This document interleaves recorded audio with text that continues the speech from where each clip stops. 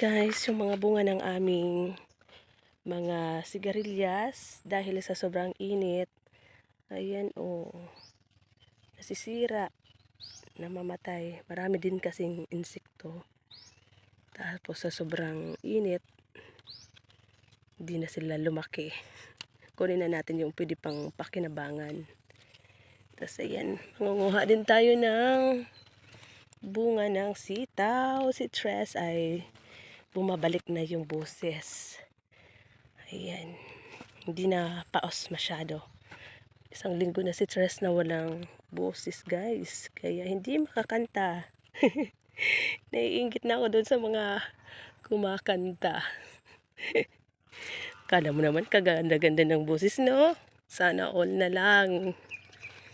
Sana all na lang. Pati guys, yung aming mga sitaw dito. Dahil nga sa sobrang init, tinabad na rin si Father mag-spray. Pinabayaan na lang. Kaya ang kumakain dito ay ang mga insekto. Kaya yung pwede pa namin magulay, yan, kinukuha na namin para meron kaming panggulay kahit papano. Pero marami na rin naman kaming napitas dito sa aming mga sitaw. Yan, kahit bubot pa to, kunin na natin kasi hindi naman to lalaki na. Kasi nga, katulad nitong isa, binabanso ka na ng insekto. Kinakain na ng insekto. Kaya bago pa man nila makain, unahan na natin, 'di ba? Yan kunin lang natin yung pwede pa. Yung wala pang damage.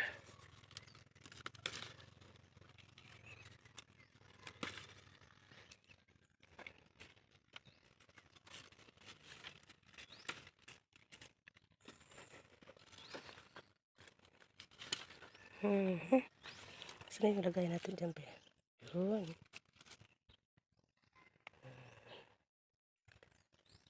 Ayun may isa pang natirang patula.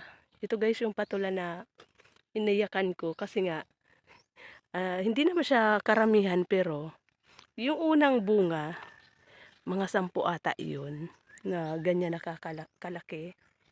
Pagkahapon nakita ko pa lang na gaganda. Sabi ko, wow, bukas sabi ko maagang maaga bibidyohan kita pang upload. Tapos nung pagpunta ko dito kinaumagahan, nako, wala na yung mga bunga ng patula.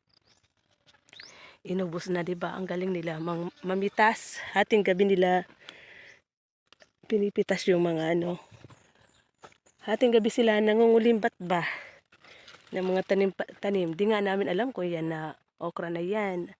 After na pitasan namin kung sumasalisi sila. Ayan, hindi ko abot. Ay. Hila lang palang katapat. Ito yung patola kasi na hindi masyadong mahahaba. Tamang-tama lang yung haba niya. Tsaka laki. Pero sana kung umulan, siguro ang ganda nito. Ito pa yung mga talong na hindi namin nailipat ng taniman kasi nga po hindi na umulan, pati yung sili doon sa dulo. Hinihintay talaga namin na umulan man lamang ng kahit isang bagsakan lang, bastang tagos talaga sa kalupaan. Tapos yan pa yung pinupundar ni Father na taniman. Yan. Nisprehan niya ng demolition para pag umulan, aararuhin niya yan. Tataniman naman ulit namin na kung ano-anong pwedeng itanim. Mga gulay pa rin. Tapos doon sa dulo, nagsisimula na naman siya doon magpundar ng pinaglilinisan na naman yung ilalim ng kanyugan. Tapos pabalik-balik siya doon sa kabilang lupa namin. Diyan lang sa dulo na yan. Doon pero medyo malayo-layo din. Nagpupundar na naman daw siya doon ng tataniman ng mga gulay malapit sa ilog. Kasi nga po mas maganda doon talaga sa kabilang lupa namin kasi malapit sa tubig. Tapos yung tubig doon hindi natutuyo. Hindi natutuyan ng tubig yung naubusan ng tubig yung aming puso. Samantalang dito sa amin, Wala na eh, naghakot na si Father ng tubig galing doon sa puso namin para meron kaming inumin. Kaya araw-araw, yung kalabaw ni Father may hila-hilang balsa para yun, hinahakotan ni Father ng tubig. May mga dalang container na may laman ng tubig na pang inumin namin. Kasi yung tubig dito tuwing umaga, malabo na yung tubig. Yun na lang yung mga pang buhos-buhos sa CR, yun na lang mga panglinis sa pabuyan, yun na lang. Pero pumupunta pa nga kami doon sa boundary ng lupa namin. Naghakot kami ng tagi-isang galon ng tubig para din may pang suporta din sa kusina. Pero agawan guys, kasi ganitong summer, yung mga balon-balon dyan sa ilalim ng kakahuyan, kagubatan, maraming tao. Kasi nga po, yung may mga sariling puso, nagsisipagtuyuan na, wala nang laman. Yung mga puso, lalo na ngayong bakasyon din. Maraming tao dyan sa sa ilalim ng kakahuyan. Yung pinupuntahan namin na bukal dati, balon. Ang daming tao guys, kaya pumupunta kami doon tuwing padilim na kasi wala nang tao. So ayan po. Kaya yung aming mga tanim dito, ayan. Yung kamote buti na lang gumapang pa yung kamote pero ang liliit ng dahon. Kasi nga kulang sa tubig. Pati yung gulayan namin na dapat sana marami pang ibubunga. Yung sitaw, hindi na namunga. Kasi nga po, tagtuyot na, hindi na makapenetrate. Wala nang nutrients, wala nang nasisip-sip yung sitaw. Buti na lang yung okra namin kahit padilaw na siya. Padilaw na yung aming okra guys. So tingnan nyo Kasi nga simula nang itinanim to, buti na nga lang at namunga pa. Hindi na nga rin nakatikim ng tubig. Ang hirap din naman kasi maghakot ng tubig na ipandidilig dito kasi nga malawak din naman, malapad din naman yung aming mga okra. Pero ganun pa man, marami na kami ditong na-harvest guys. Ang dami na naming na-harvest dito sa aming mga okra. Ayan kung makikita nyo, doon sa dulo, patuyo na siya. Yung dito na lang yung maganda-ganda yung mga dahon. Na marami pa ako nakikitang bunga. Marami na kami ditong kinita din naman.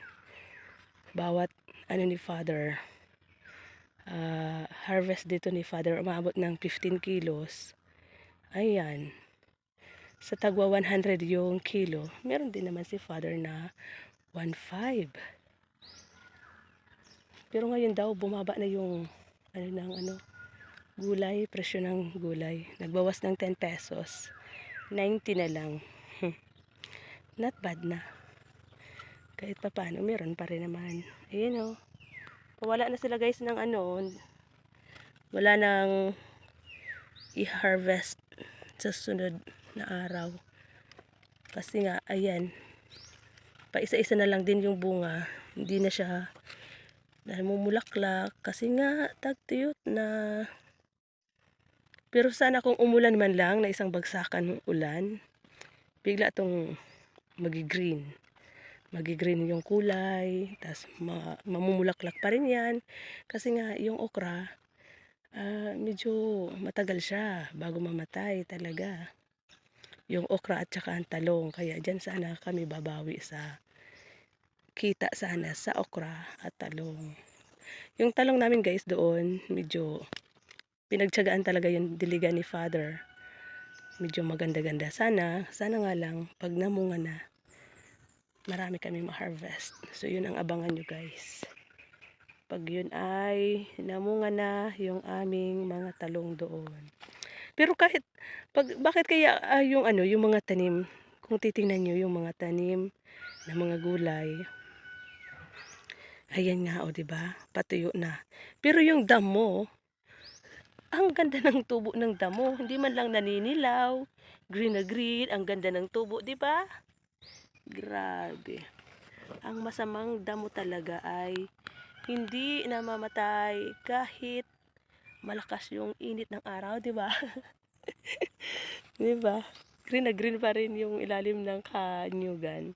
kahit parang nang El Nino dito sa amin kasi nga ano na 3 months nang hindi man lang umulan. Ang kalangitan ay blue na blue.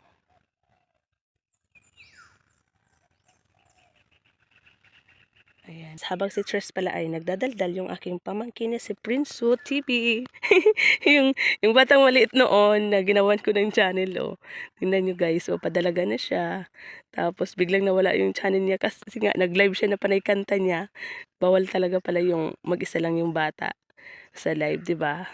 Nawala yung channel ni Prinso TV. Yun na siya. Dalaga na siya.